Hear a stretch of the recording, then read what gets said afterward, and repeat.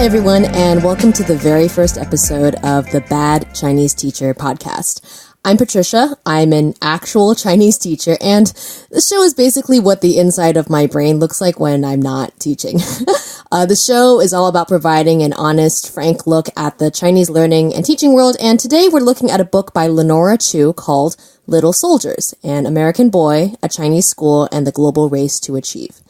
It was published in 2017, so around 2 years ago, and it talks about a Chinese-American writer, Lenora, and her husband when they were living in Shanghai, and they sent their kindergarten son to study at a local kindergarten rather than an international school.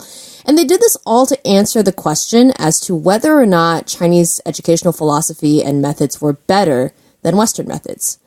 So I originally found this book not from looking at the book itself, but because I found it through this Wall Street Journal article that was entitled, quite provocatively, Why American Students Need Chinese Schools. I'll link that article in the show notes, mostly because I was also frantically Googling for things like teaching Chinese to American students or like Chinese work ethic American schools. So I was clearly coming from a place of frustration because I had been at that point teaching Chinese for about 4 to 5 years, and I was kind of coming to this impasse where I realized that Chinese language, learning Chinese language, and hard work were two kind of inescapable things.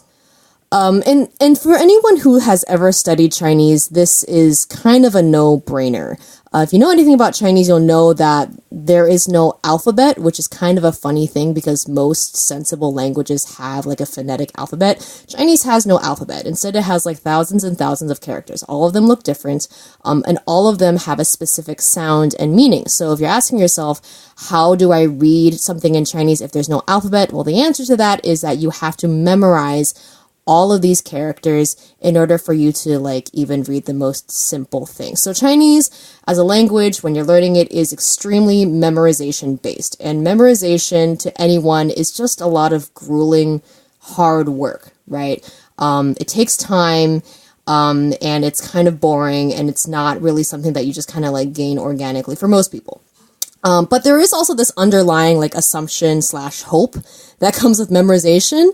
And that is that like it doesn't take a genius to memorize. You don't have to have like crazy great critical thinking skills or reasoning skills. You don't have to be a genius to memorize anything because it just takes hard work. As long as you're willing to put in the hard work of memorizing, rote memorization, you can memorize anything.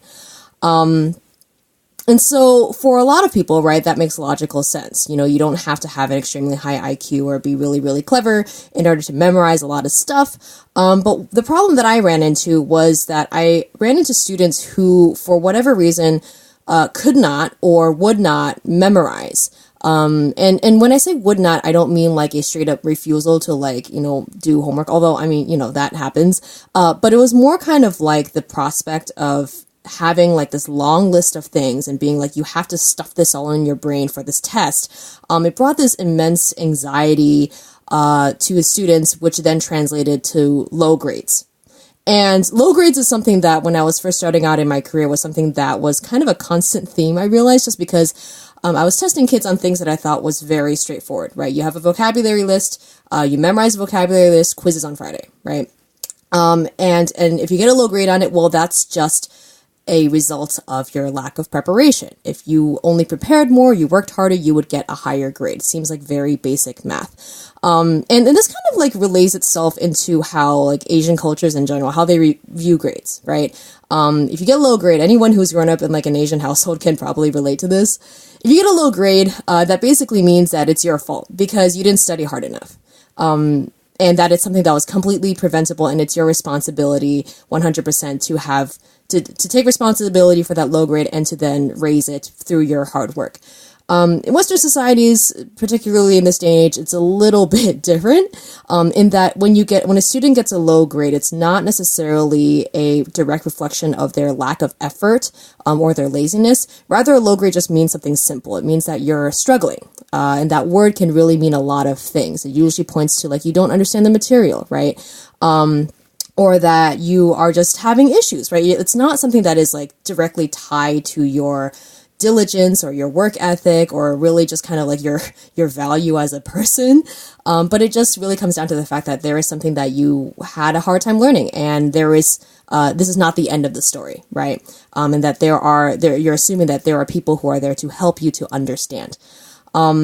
So when I first came across this issue of students getting low grades because of what I thought was a lack of preparation, a lack of sense of responsibility, I found myself being kind of jaded and bitter because I had thought that, like, this is not an excuse, right? Like, you are struggling, but really a vocabulary quiz is the most straightforward thing there is. You just memorize it. It doesn't take a genius. You just do it. And the only reason why you're saying you're struggling, quote unquote, is because you're refusing to take responsibility for your lack of effort, your refusal to put in the time to memorize.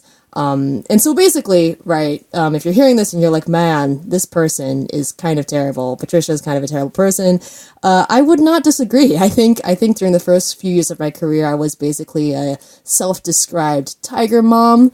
If you've read that book by Amy Chua, you'll understand that reference. Or if you've been an Asian for the past 10 years, you'll probably understand that reference. And so I was really frustrated with that. And I thought that I'd hit an impasse with teaching Chinese because it seemed to me that Chinese was all about memorization, right? You cannot be literate unless you memorize, and memorization takes work. But there's this other component with regards to teaching Chinese or learning Chinese that also kind of turns the memorization hard work thing on its head, and that has to do with the grammar. And anyone who's asked a native Chinese speaker about Chinese grammar has probably had the experience of them telling you that, what grammar? Chinese has no grammar. And if you talk to any linguist, they'll probably say, no, there are grammar rules to Chinese. Like, there are grammar rules to every language. Language is systematic, no matter what language it is. And that is true for Chinese as well. It's not as if Chinese is just this esoteric, illogical, grammatical nonsense that doesn't have any structure. It really does, but it just is not as intuitive. It's not as if you can conjugate verbs. Verbs don't conjugate in Chinese, for starters.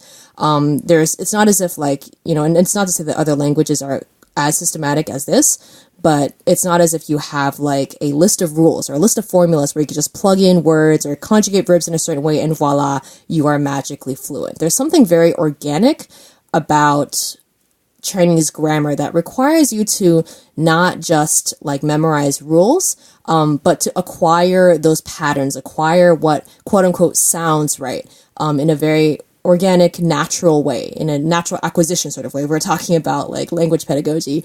What I tell my students is not that learning Chinese is not about rules. There's no rules for you really left to learn.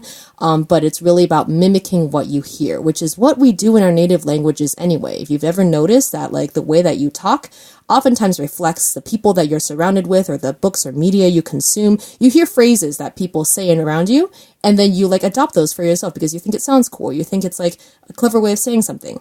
Learning any other language, I think, is in an ideal world, right? Supposed to be like that. And with Chinese grammar in particular, it seems to me that is the most logical way to pick up grammar under a guided, heavily controlled context, being the classroom, because Chinese grammar just doesn't have a lot of handholds, a lot of grammatical rules for you to hold on to and for you to plug in things and words and assume that you will be right as long as you do the math correctly. But the idea of natural acquisition, as it regards to Chinese, is something that I love talking about, and we will probably have to say for a future episode. Anyway, as I was reading this book, I remembered this blog post. So you can imagine the extent of my angsty Googling when I was just starting my career.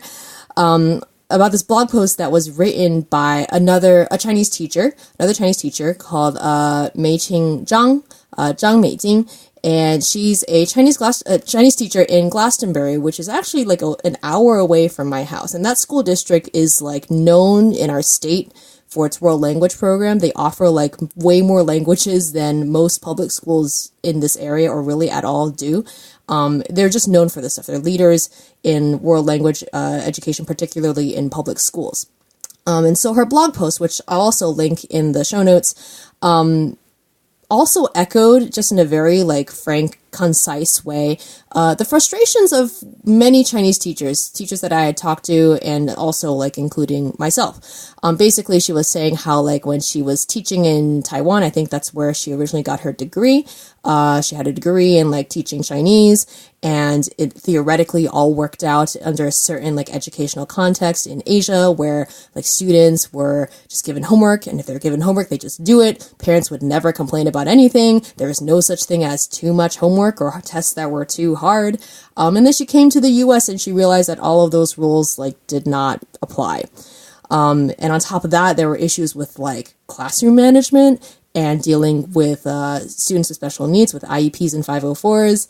And just all this stuff that like when you're a teacher in Asia where things, at least on the surface, seem to be a lot more straightforward, you come to the US and you realize there's just so much more going on, and what you thought worked in Asia does not work here. And this actually, what she was writing actually reflected numerous, which I was surprised about, numerous academic studies and papers on this very topic. You can actually go to like JSTOR or Google, like me, and find like a whole bunch of academic studies on how Chinese teachers from China or Taiwan or Asia in general, what happens when they try to come teach, or they come teach in the US or in Australia or in Canada or in Europe, or in an otherwise non-Asian context. There's just been a bunch of studies on this, and most of them, I've only skimmed like a few of them, but most of them seem to come to the same conclusion, that the main issue that Chinese teachers had upon coming to a Western school that they did not have to deal with in Asia was largely classroom management, which I think, you know, in my opinion, probably wasn't actually the biggest issue, biggest meaning like the most damning, the most significant issue, but definitely it's the most visible, and on your day-to-day, it's like the most frustrating issue. That, as well as like communication or understanding what the parents expect, as well as the other common challenges that I mentioned before, like differentiation or like working with special needs students or documenting things. And the conclusions to all these studies oftentimes just pointed to just needing more teacher training, that teachers who are coming from Asia just need to know before they come, or like as they are teaching, what the expectations are here and how to deal with them, just because they are so different from what the educational landscape looks like in China or in Taiwan. As well as, you know, as kind of a side note, not relying as much on like temporary guest teachers who have, this has been a trend lately for teachers who come from China on a very short-term basis, to come teach at American schools, American public schools, because there is a teacher shortage, in the US of licensed, teachers of Chinese that were trained in the US to teach in American public schools. And that in itself, like this is pointing towards like Confucius Institute and other things, if you've heard of that, which is an interesting socio-political piece in itself, probably a discussion for another time. So for me, I've been teaching in an American school in the US, a private independent school, for about 6 years now.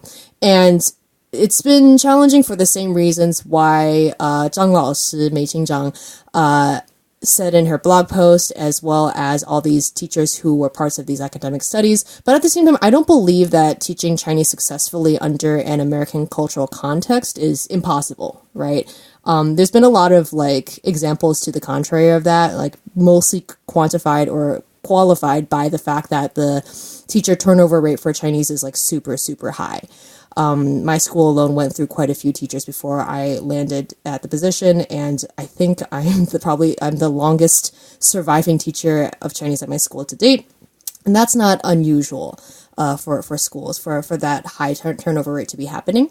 So that being said, in order for, I don't believe that it's impossible for Chinese to become mainstreamed in public schools for all levels, for students of all backgrounds. I'm just an idealist like that. But it goes without saying that big adjustments and shifts in one's perspective on education, as well as expectations of students and parents, communities, have to be made. But as we're looking at this, right, we're faced with the reality, right, that it is possible for American students to learn Chinese. And in order for that to happen, there has to be a lot of hard work that goes into it, a lot of just changing of expectations, changing of your assumptions of what a classroom looks like, especially if you're a Chinese person who had a certain idea of what education ought to look like, had a certain expectation as to what level students ought to be able to achieve, and then to say, that doesn't work here because of reasons. right? And if you're really dedicated to the craft, you can kind of look at that and be like, yeah, I can accept that and work with that because that's my job. At the same time, though, you could be someone who like sees the challenges in front of you and is willing to take that on because, it's your career, you're passionate about it. But at the same time, and I include myself in this group, you're looking over to like the educational landscape in Asia and how like students are super compliant and parents are super, accommodating. And teacher's word is law. And you look over there and you're like, yeah. Looks nice there. Wish I were there instead. It's hard to have that. It's like that meme with like the guy and the girl with the girlfriend, and then there's like another girl like, that would be kind of nice. That seems a lot easier. And so as I was reading Lenora Chu's book, which just really gives like this extended snapshot of life in a Chinese kindergarten in Shanghai, and she makes it clear that this is like not a average school that is like, like in the middle of nowhere. This is like in Shanghai. This is an elite school that like local parents, local families like bend over backwards to try to get into. And she mentions in the book that her son only gets in because she brings her white husband along, and like the administration's super impressed and they admit him immediately. So this is like an elite school, and you assume that like at an elite school, the teachers are good, right? Not just like tough or demanding, but like they know what they're doing. Like they're well qualified teachers. But at the same time, there is this, there are these like assumptions that are different, right? In Chinese culture, the teacher's word is law, right? It's not, and that really cannot be overstated, I think. The idea that whatever the teacher says, the parents and the students have this trust in the teacher, that like the teacher knows what he or she is doing. And if you disagree or you think that like you would do it differently, it really does not matter because the teacher is the expert here and like you are not. And so, Lenora Chu has this like keystone story in the book that is also highlighted in the Wall Street Journal article of her son and eating eggs. And so basically what happens is that like her son at home just doesn't eat eggs, right? He just doesn't like eggs. He just doesn't eat them. And so Lenora is like, I'm not going to fight this battle. He's not going to eat eggs. So we're just not going to have him eat eggs. And then so he goes to kindergarten. And Lenora realizes that over the course of like several days or weeks, he at home, her son just like starts eating eggs, right? Slowly and hesitantly, but he's eating the eggs. And she later finds out that the reason why he's willingly eating eggs is because every morning at school, the teacher is literally taking an egg and like forcing it into his mouth so that he will eat it, which is like, from an American perspective and from Lenora's perspective as well, is like unethical on so many levels, right? Like you cannot force feed children food, even if it's like good for them, even if the only reason why they won't eat it is because like they don't like it. Like force feeding a child an egg is like problematic on so many levels from a Western perspective, right? So Lenora marches over to the school, like guns fuming, and she's like, why are you force feeding my child eggs? And the teacher is like, well, is he eating eggs now? And she's like, yes. And she was like, how do you suggest that you would have him eat eggs if you didn't force him, or something along those lines? And Lenora was like, well, we tell them that eggs are really good for you and that like they build strong bones and that they're nutritious and that it's a good idea to eat them because they're good for you. And the teacher is like, does that work? And Lenora's like, clearly not. And the teacher then is like, well, our results speak for themselves, right? Like the problem was that he was not eating eggs and we force fed him eggs and now he eats eggs, and that is a net win for everyone. Now he eats eggs and eggs are good for him. So that's a good thing. And Lenora's like stunned, right? As I would be, as I think most people would be.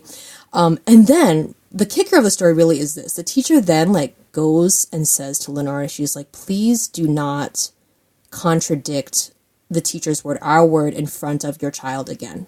Right? Like, please do not tell your child something different than what we are telling him, because it's really important for the teacher and the parent to be on the same page, which is like not a foreign concept, whether it be in an Asian or a Western context.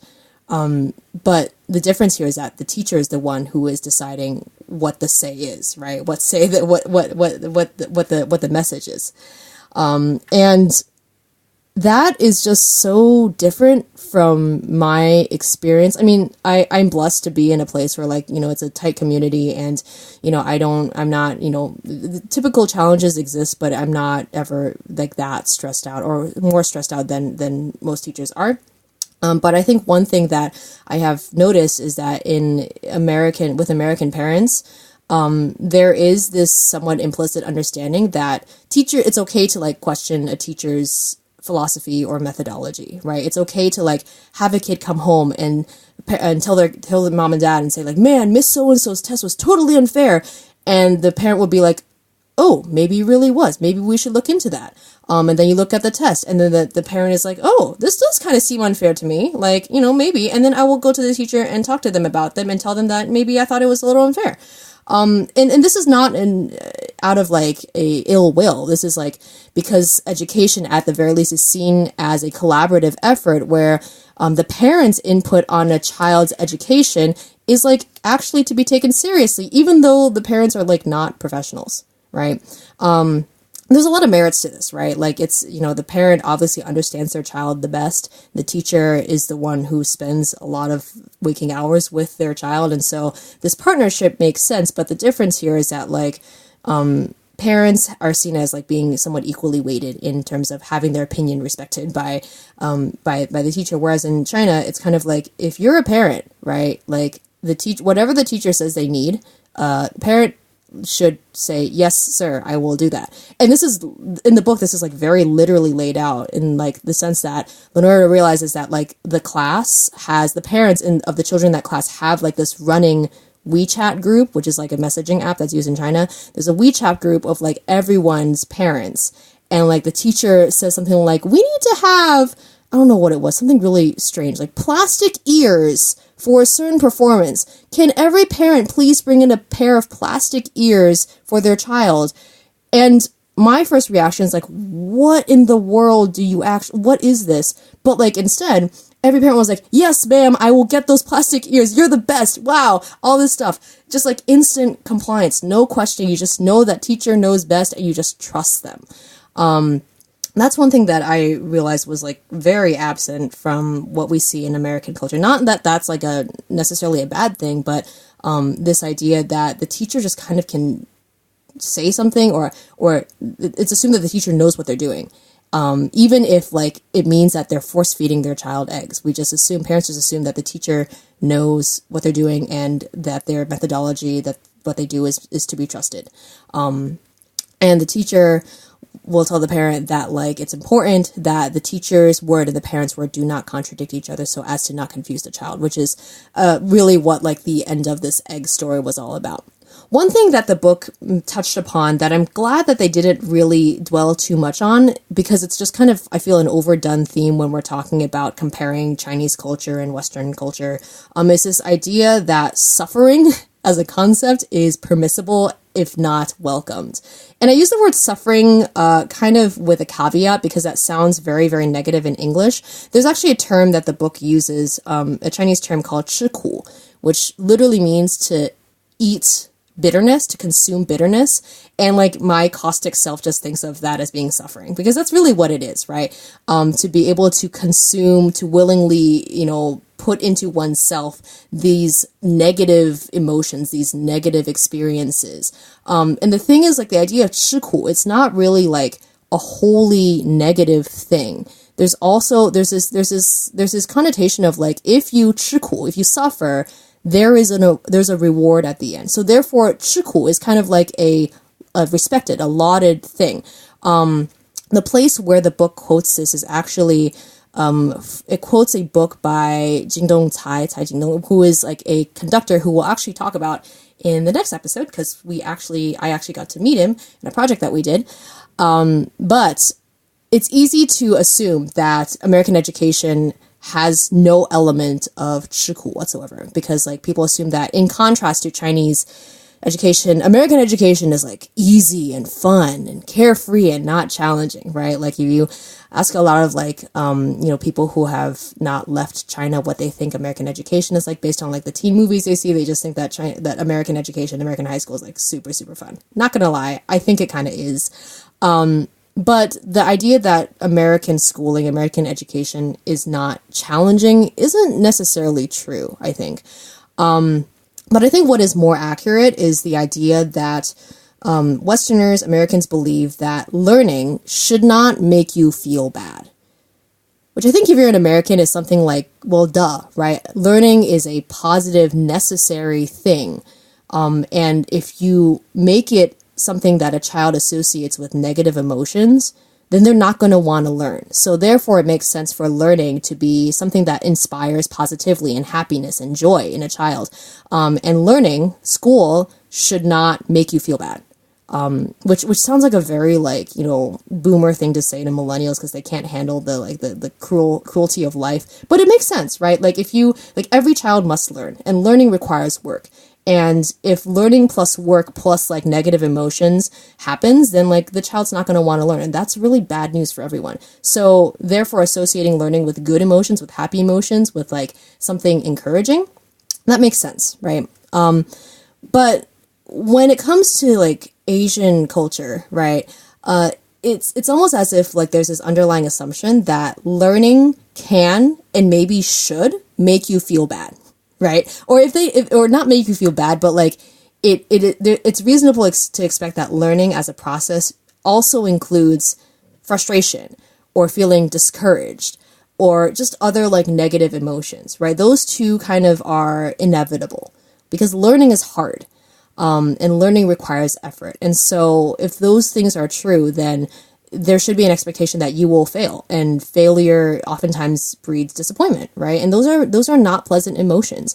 But you learn to kind of accept that is the truth. Why? Because you know that this effort, this suffering, this 吃苦 will ultimately lead to a worthwhile reward. And that in itself, right? The idea that if we are able to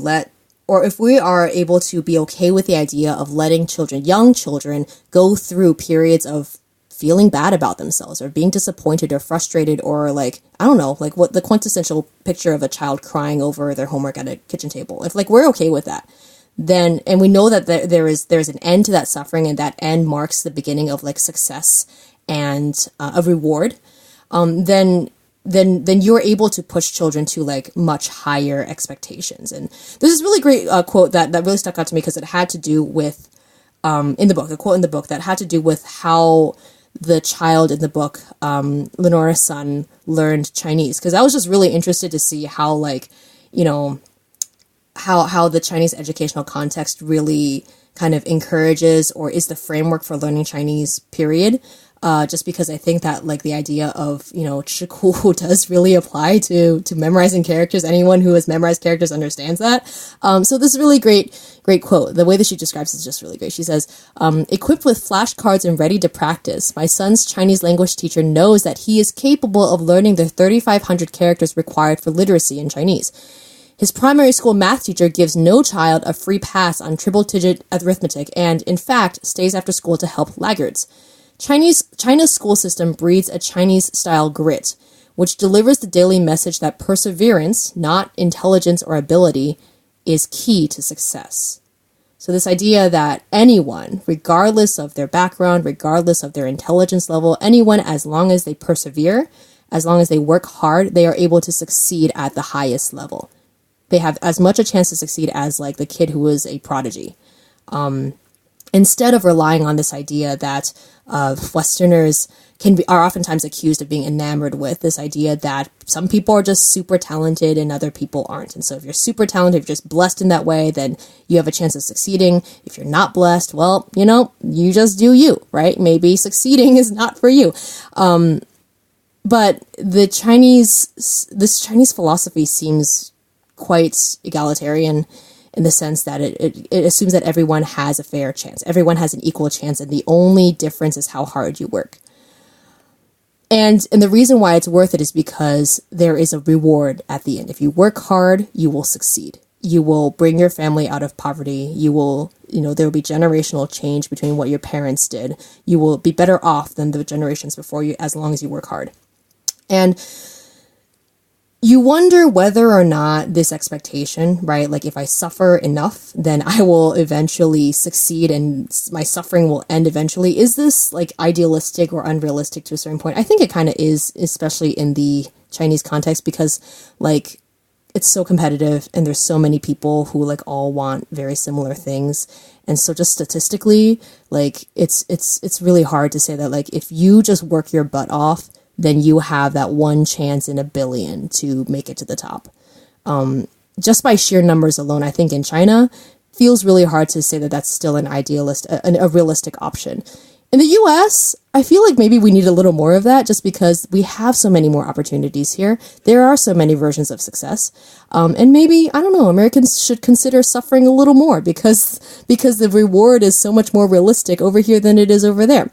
But anyway, the book mentions that Chinese students, regardless of background, all hold on to the hope that education is a way out for them. In the book, Lenora mentioned several people who have like just very, unfortunate backgrounds, like a housekeeper, nanny, who like just pour everything into their children's education, move cities so that they can like test into better schools. So that they can have this golden ticket out, right? Which sounds very cinematic and almost cliched to a point, but these stories are real, right? And the idea of education being something that no one can ever take away from you. I remember hearing that when I was younger as well, that education is something that anyone can achieve with hard work. But kind of this interesting twist halfway through the book was, as Lenora was doing this research, right? She's a journalist. She found out something kind of unexpected. And that was that a key motivation for teaching or training students to be obedient in the classroom, eating eggs when they didn't want to eat eggs, to be willing to suffer, and to put the interest of the group first rather than themselves, is because she realized that there were connections to these moral or these values to the idea that education in China, at least, is a way of shaping compliant citizens, as well as eventual loyalists to the Communist Party. And this isn't just me being like exaggerating something. There's a significant portion of the book talks about how high school students or college students, a mark of honor is being recognized as being part of like the young pioneers, I think is what it's called, or just like the youth branch of the Communist Party. The idea that is like the golden badge, right? That is what success looks like when you have suffered that much. That is what the ideal looks like. And so, if you're government, right, like, and having control of your citizenry is kind of a nice thing, right? Because having people who are not compliant or not willing to be loyal creates a headache for you if you are the type of government who, wants to be able to do a lot of things with a lot of efficiency without much arguing.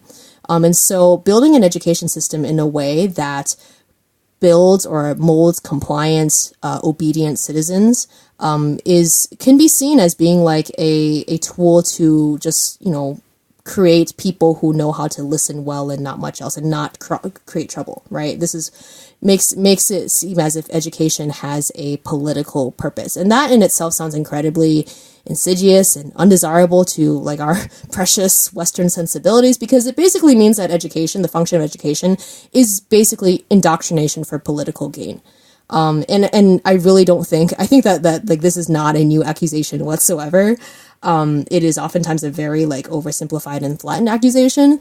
But Lenora Chu does kind of like come to like a sideline conclusion that the way that education is shaped in China, part and parcel, has to do with building a citizenry that is desirable to the form of government that they have.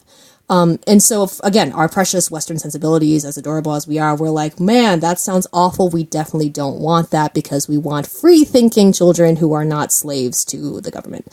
And yet, people keep looking to China to see why they're so far ahead, usually in math and science. That usually tends to be like the fields that we compare ourselves to, right?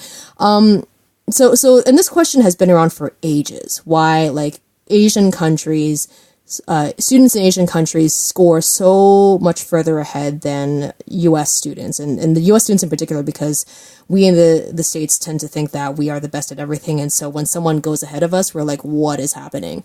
And I think as a reaction to that, a lot of Americans, a lot of people try to convince themselves that China isn't actually ahead at all. And there is some merit to this, because the metric that is used to kind of measure a student's aptitude between countries, this test, the PISA, the Program for International Student Assessment, the book also mentions this as well. It's been criticized as being not an inaccurate test. So maybe there is some merit that like China isn't as great as they tend to think of themselves, or we tend to think of them as. But usually the argument is that, well, China is great, or Asian countries are great at educating students, but they lack the creativity that Western education brings. And one question that the book constantly poses is it possible to have a Chinese Steve Jobs? Is it possible to have someone who like dropped out of college and yet was able to change the world through his ingenuity and creativity and entrepreneurship, without the benefit of a higher education, without the benefit of 吃苦ing his way through an education? Is it possible to have a Chinese Steve Jobs, someone who thinks that far outside the box? I don't know if the book actually ever like answers that.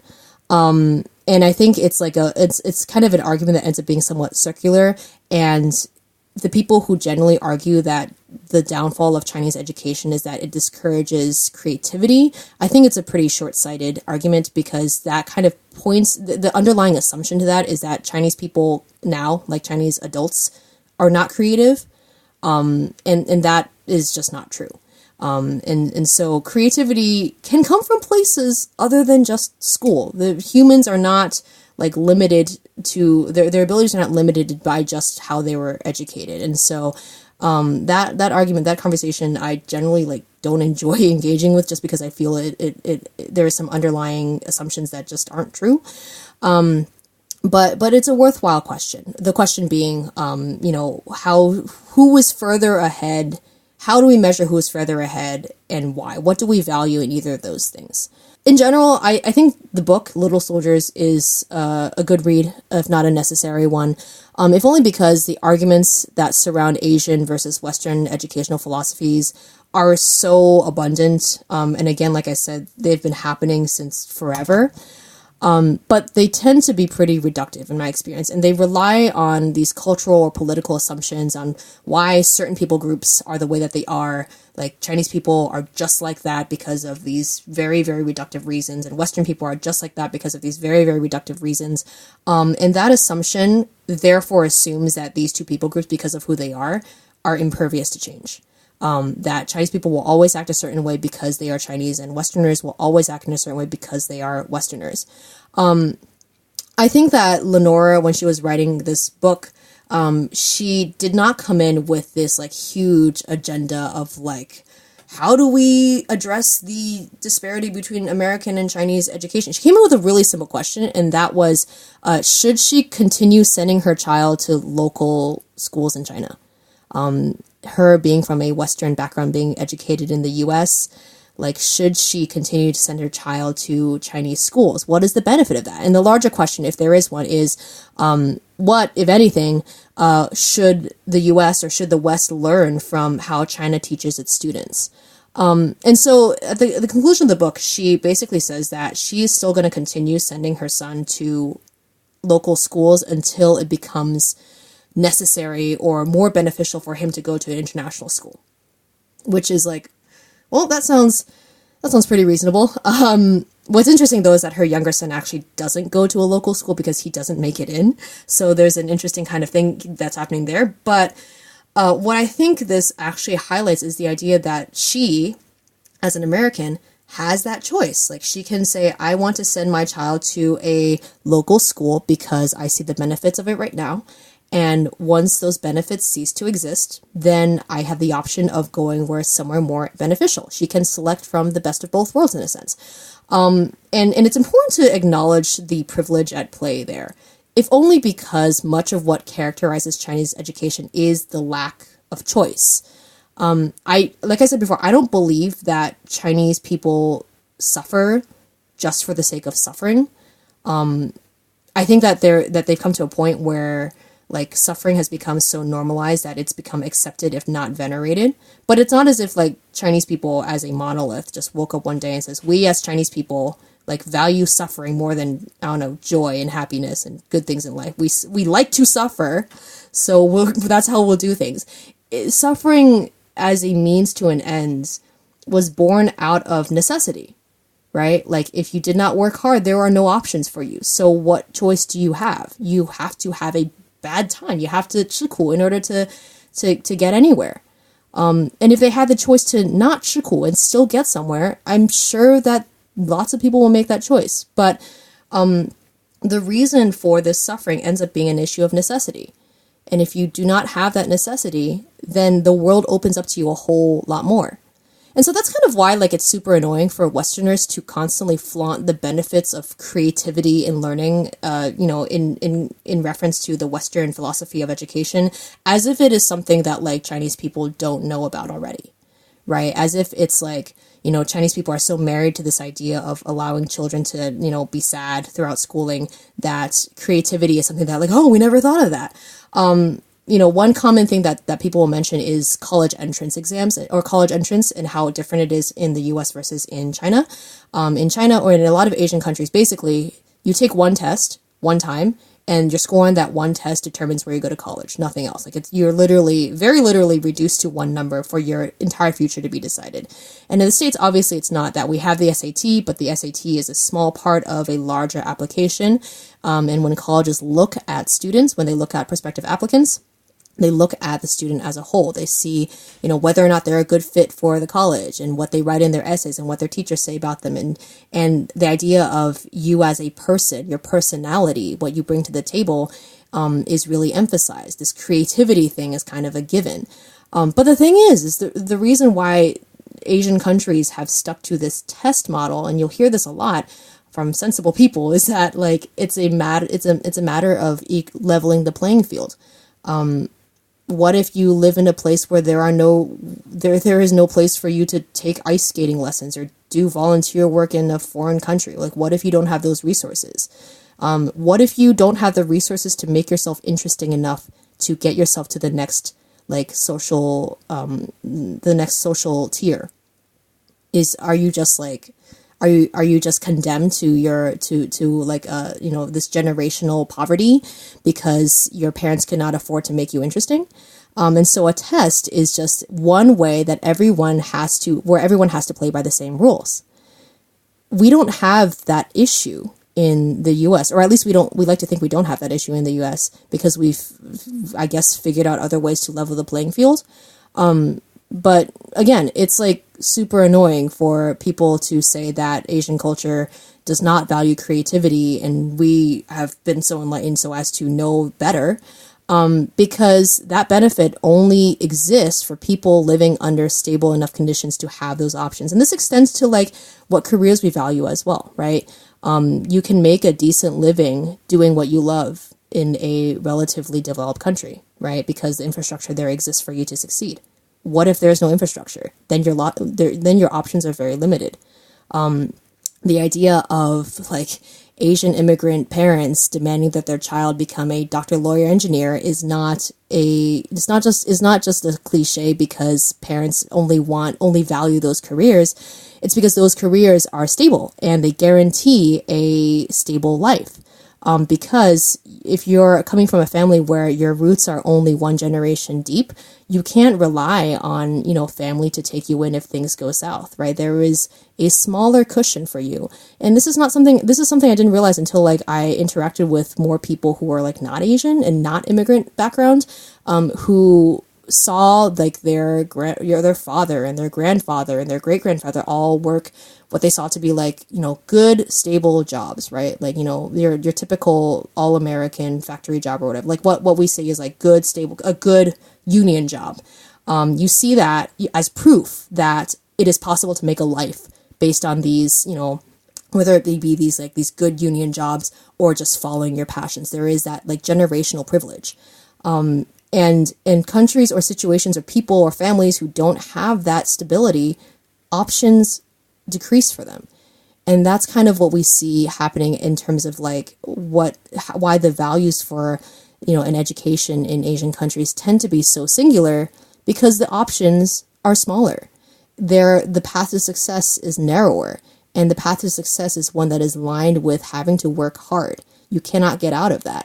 And if it's understood that like you can succeed as long as you work hard, and nothing, not your own intellect, not your own background, not your own ability, your talent, none of that is keeping you in the way from succeeding. All you have to do is be willing to suffer for a little bit. Then the path seems pretty clear.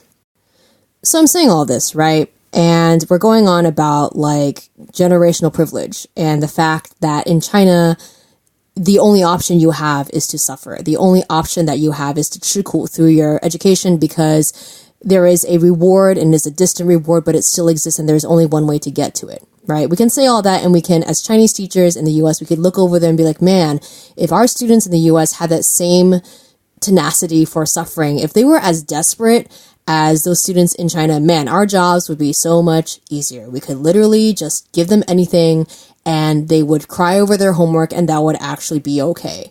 But the reality exists, right? It's a weekend, it's a Saturday night, I'm sitting at home, I'm philosophizing about all these things, but the reality exists that I'm going to go back to work on Monday and see my middle schoolers and see my high schoolers and be reminded that kids are going to be kids. And they still have to learn Chinese, even though they're not like conditioned to suffer through their schooling, nor should they have to, right?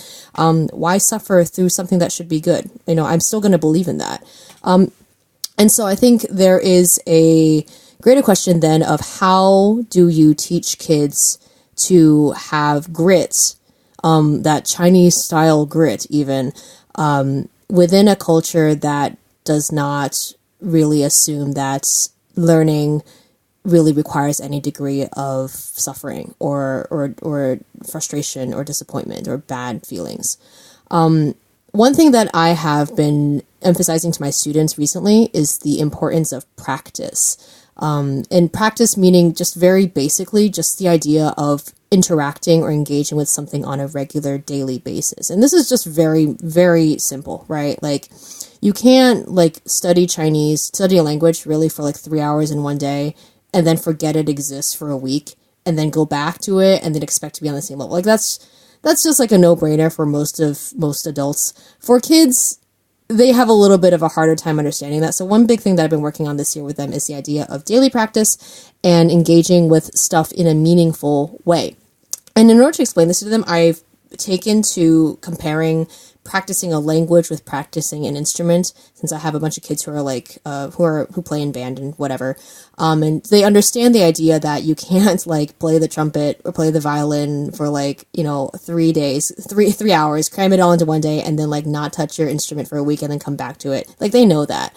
They know that daily practice is necessary, but one thing that they haven't really realized yet, because they're young, is the idea that practice not only comes in the form of repetition, which is boring, but it comes in the form of like working through stuff that you don't really want to do, right? Like the stuff, it's easy to like practice through something you're really good at because that's fun and you feel successful by like doing something that you do well.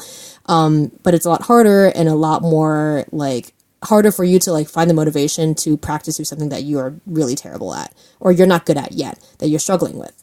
And so we're working on that, especially with my middle schoolers, on how to kind of like shift our thinking to desire good practice.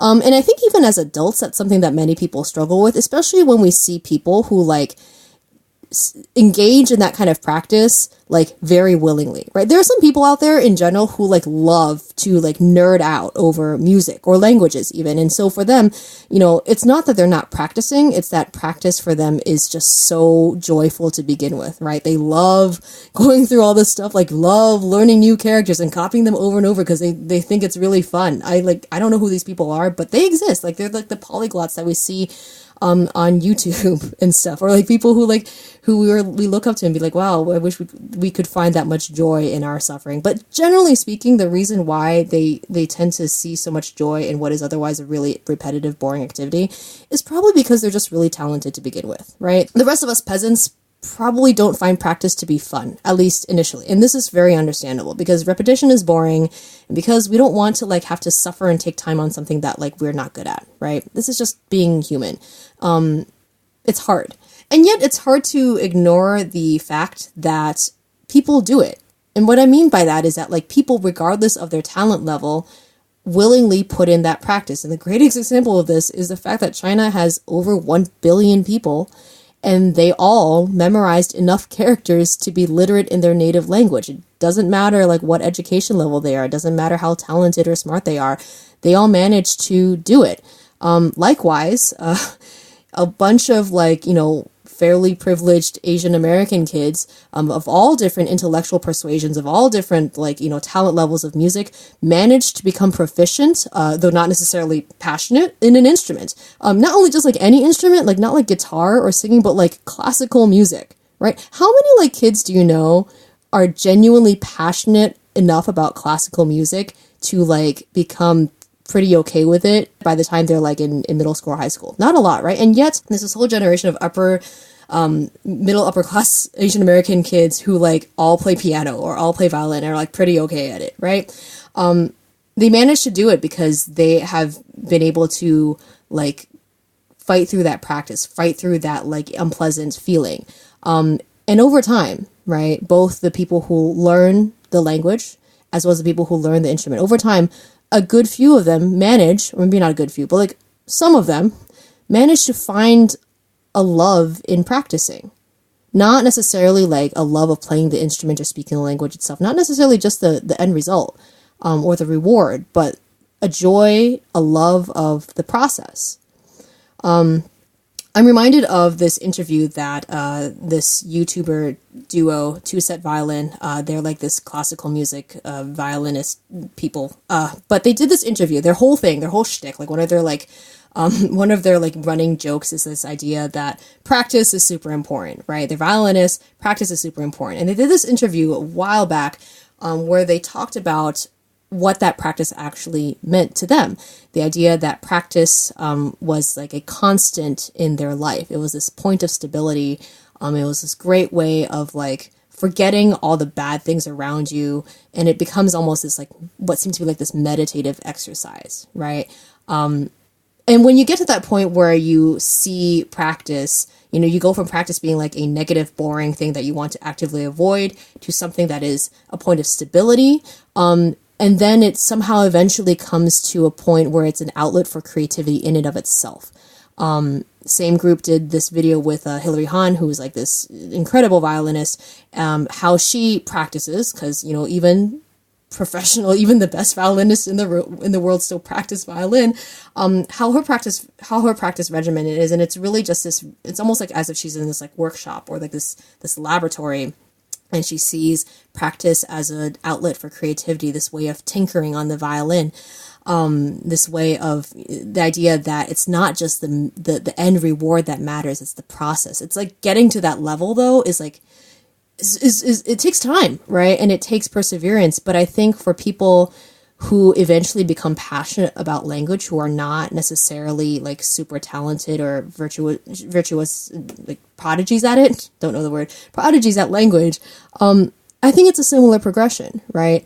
People who end up being really good at languages, but had to work for it, they find the joy in the process. And that sounds like those sound like very trite words, but I think the idea of tinkering with a language, I mean, I'm not like a super nerd over languages either, ironically, but the idea of tinkering with Chinese is something that I think is super cool and fun and an outlet of creativity. And I think that points to, it might not necessarily be the key to, but it points to how we might be able to help people who are not willing to suffer, or cannot suffer, right? Because that also is a thing. High anxiety people with learning differences who just don't have that, like, the ability to associate learning with pain. That shouldn't have to be the norm. For them to still find their way to proficiency in a language and also find it to be a joyful, positive thing. But I think in both circumstances, whether it be like, you being this prodigy at a language, or no, that's the only exception. Whether it be you like suffering because you have to, or like finding your way to enjoying the process, there is a period of what I think I'd like to call like fighting through the suck. I think that's a good way of like framing this. The idea that like there is a period of suckiness. There is a period where things are unpleasant. And you need to get through that unpleasantness, or find the joy in that unpleasantness, or make it a not unpleasant thing, in order to reach a place where you can enjoy what it is you do, right? And the thing is, like, I don't think this is a Western versus Asian idea. The book, Lenora Chu's book mentions that Americans, in particular, exercise extreme discipline and willingness to fight through the suck when it comes to sports. They're willing to run drills over and over and over again so that they perfect their technique. Like, people are willing to like pay coaches more. I don't know sports, but people are willing to like let their kids push themselves through sports so that they can get better. There's no sense of like soccer gives my child anxiety, so she shouldn't have to play soccer. Like there's a higher threshold for that, I'd say. In general, like in mainstream culture. Not that this applies to everyone, because as a non-athletic person myself, I will definitely say that playing soccer gives me extreme anxiety, and I would like to avoid playing it whenever possible. But all that is to say is that like there exists the possibility for that expectation. And I wonder why that is. Is it because that American culture like gives us a clearer vision of the reward? Is it easier for American kids to visualize what a pro soccer player looks like? Does that then become more attainable to them? Does it become more concrete for them to see, like, here is someone who fought through the suck because and had extreme discipline, and they were able to achieve this, and they love it, and they are a better person for it. And why don't we have those models for education? We do, but are they nearly as venerated? And I mean, this then goes to a very jaded conversation as to like why we value athletes and celebrities more than we value intellects. Like, okay, yeah, I'm not the first person I've touched on that, but like it stands to reason that the value in having those role models is because like it's really important to see what the reward is. It's really important to see why the suffering, why fighting through the suck is worth it. At the same time, though, Chinese teachers who are teaching in Western educational contexts also need to acknowledge that as kids learn, they're learning, but they're also fighting through a very big suck. Because Chinese is super hard, y'all. Like people, I mean, I'm a heritage speaker of Chinese, but I didn't learn to read and write until I was literally in college, and it's really, really hard. And I know that like Chinese teachers are empathetic to that, but maybe not like empathetic enough. But the constant reminder that kids who are learning Chinese, especially in those beginning stages, they are fighting through a lot of suck, and it's really hard, and it's not a pleasant feeling. And not only that, like suckage is not something that these kids might be used to, right? It's not just that it is hard, it's that this level of hard work is something that they might not be accustomed to. So the question then more becomes, how do we convince these kids that this suffering, this 吃苦, this fighting through the suck is worth it? Is it enough to show them the benefit of the reward? Like, is it enough for us to say, hey, if you learn Chinese, you can go to China, or you can make a lot of money because you will be like useful for business? Like, is it enough to just show them a role model? Like, it seems to have worked for sports, but it seems also that like kids aren't just idolizing, soccer players or football players because they're celebrities, but they also, I mean, kids are smart people. Like, they see these athletes' character, and they see how they transform as people. Maybe we need to look at it at that level, that we expect more from kids from a spiritual level almost, that they know how to realize the intrinsic value of learning another language, and it's not just about earning money or like being able to go on a vacation. Also, is their idea of reward the same as ours, right? Like, we might, and I've seen like Chinese teachers try to like translate or try to stimulate interest in Chinese based on just like showing them like Chinese legends and fables and holidays and food, which is like all good and fine, but is that what they find interesting as well?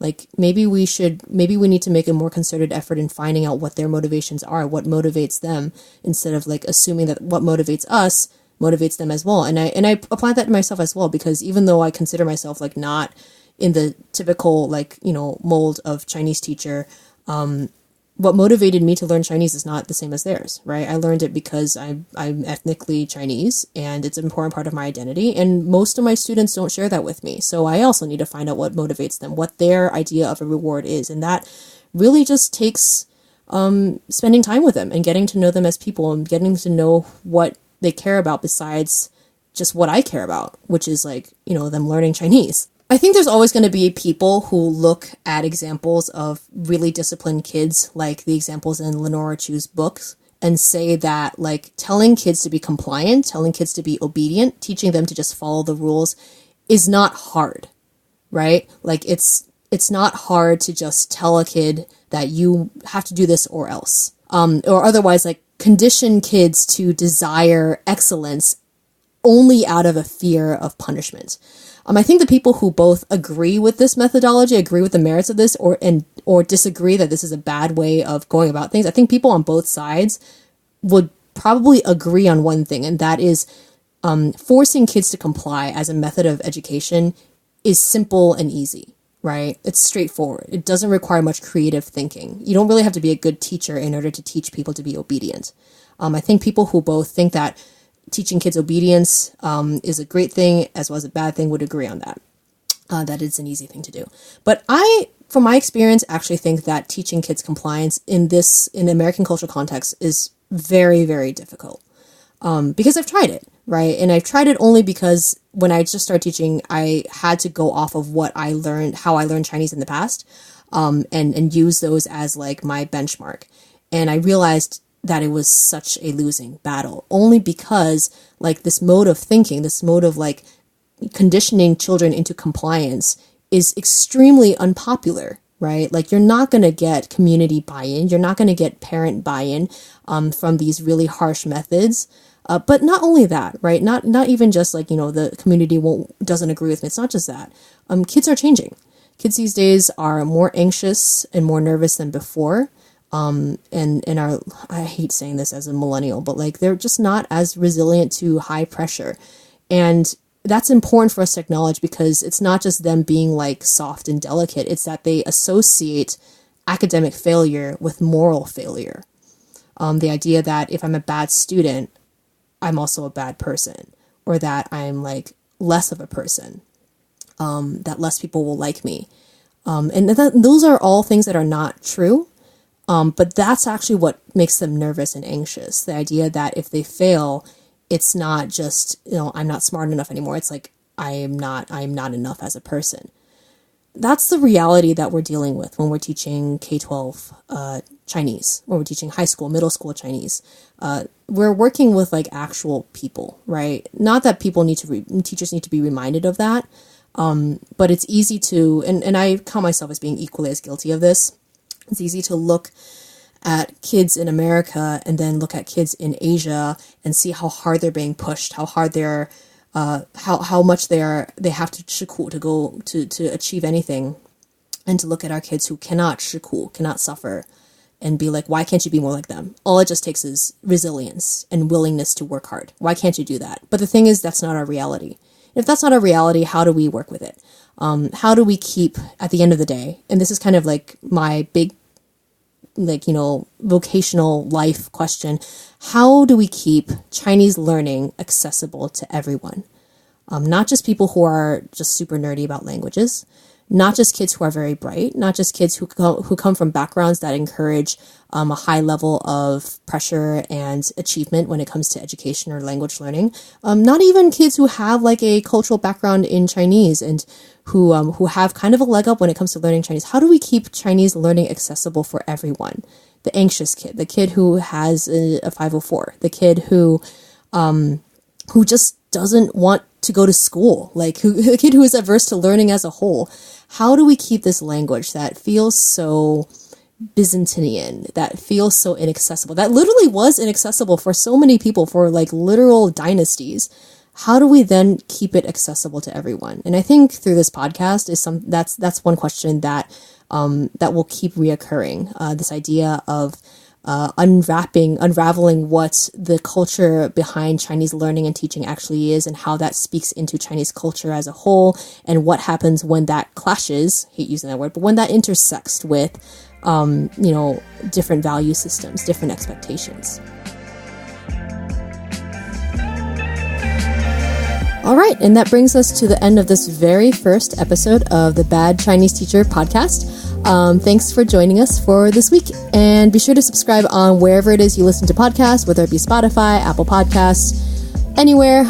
If you are on Apple Podcasts, or even if you're not, it actually would be really helpful for you to leave us a review so that we know how we're doing, as well as give us 5 stars if you really like what you hear and want us to keep going. Be sure to also follow us on social media. We're everywhere. On Instagram, we are at Bad Chinese Teacher. On Twitter, we are at Bad Chinese Pod, character limitation. And you can also find us on Facebook through searching Bad Chinese Teacher Podcast. We're hoping to publish new episodes every week after this 3-episode debut blitz. And if you're looking for me, you can also find me on social media. I am at Patricia Liu, PatriciaLiu on Instagram, Patricia SQ Liu on Twitter. And you can also check out my writing at blog.patricialiu.net. And the website for this podcast is badchineseteacher.com, so you can also find us there. All right, that does it for this week. We'll see you next time.